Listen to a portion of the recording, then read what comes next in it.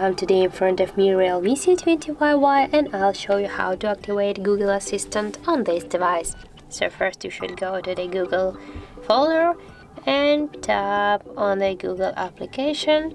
Now just go here on the right down corner to the more icon and go to the settings.